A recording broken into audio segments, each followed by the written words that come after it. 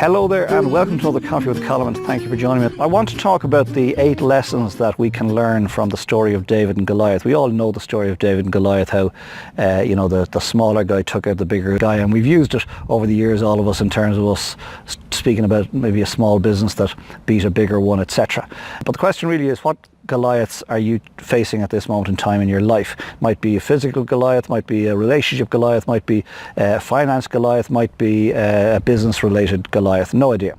And you're feeling like the David, you're feeling like the small entity, and that what you're facing is giant in comparison. So the question really is, what lessons can we learn from the story of David and Goliath? And there are 8 in fact. Just to recap on the story, the 2 armies, the Philistines and the Israelites, had lined up in battle, and Goliath, this 9-foot giant, was sent out by the Philistines to put the fear in God and the other guys, and he did so.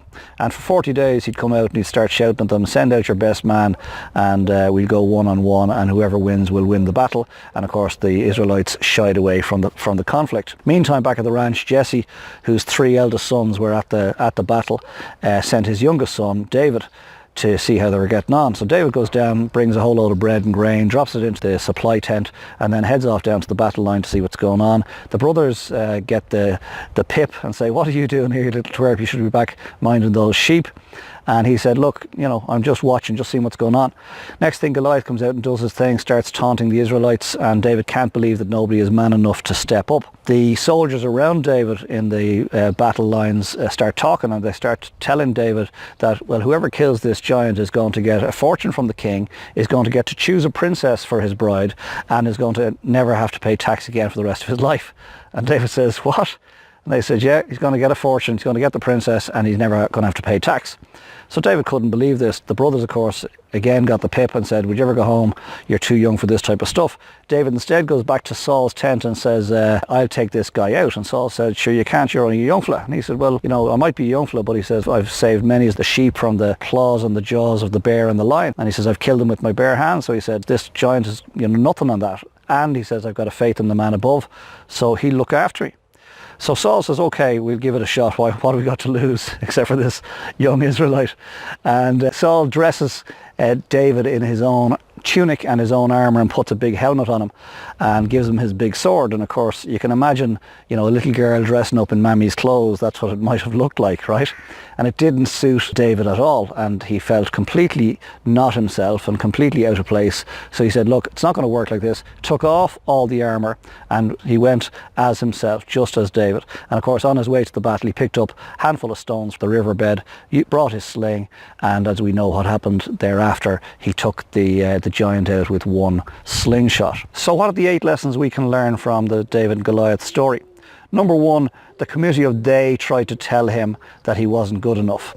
They tried to tell him, look, go home, this isn't your battle, it's not for you, you're not good enough, etc. And it wasn't just strangers, it was in fact his own family and friends who said to him, David, you're too young, you're not big enough, you're not strong enough, you're not experienced enough, go home, put those notions away. Second thing David did was he networked. He went out into the battle lines and he met the soldiers who were on the ground, and he learned from them what was going on. He learned what the state of play was, he learned what the giant was all about, what the battle was all about, and he learned what the rewards were should he vanquish the giant. Third thing David did was he did his due diligence. He checked the rumours. He didn't just hear the rumour once. He checked with multiple people in the battle lines to see, is it true? Do you get a fortune? Do you get the princess? And do you never pay tax for the rest of your life? And once he had done his due diligence, he stepped up. He went back to Saul's tent and he said, I can do this job, just give me an opportunity. His confidence was based on the fact that he was prepared. He had spent his whole life fighting lions and bears, right? And so he knew that his confidence was well grounded. He knew that he was prepared for this battle. Everything, in fact, that had happened in his life so far had brought him up to this moment. He also had faith. He had faith in a higher power. He believed that the God of Israel would look after him, and that he had been kept alive for this particular moment, and that the battle was just another one he had to face. But he had faith in a higher power, and he was willing to step out on that faith and believed that he would be looked after, and of course he was. He was also enough. he was also enough. He didn't need Saul's armor to be anything more than he was. He did not need to try to be Saul or try to be anybody else. He was enough in himself, and you and I are enough. We don't need to be anybody else except the very best version of ourselves. And the final thing that David did once he had checked off the other 7 was he moved, and he moved forward with speed, and he moved forward with purpose. And of course, that's how he won the day. But prior to him moving forward with speed and moving forward with purpose, he had realized that he had to ignore the committee of they. He had realized that he needed to network. He realized that he needed to do his due diligence. He realized that he needed to step up. He realized that he was prepared. He realized that he had faith. He realized that he was enough. And when he put all that together, he realized that the only thing he could do now was to move forward with speed and with purpose. And that's how David slayed the giant Goliath. And that's what you and I need to do if we're going to slay the Goliaths in our lives. We need to learn the lessons, not just the victory that David had over Goliath. We need to learn the lessons that led up to the victory that allowed David to slay Goliath. And thank you for joining me for this week's Coffee with Colm. Most importantly, consider the lessons that have been shared here today and apply them into your thinking for this next week. And then equally as importantly, come back next week and we share another coffee together and I'll ruminate on some other aspect of life and business. Between now and then, get some great coffee, get some fresh air, get some R&R. If you spend a lot of time alone, I recommend you go meet some people. Conversely, if you spend too much time with people, I recommend you take a little time alone.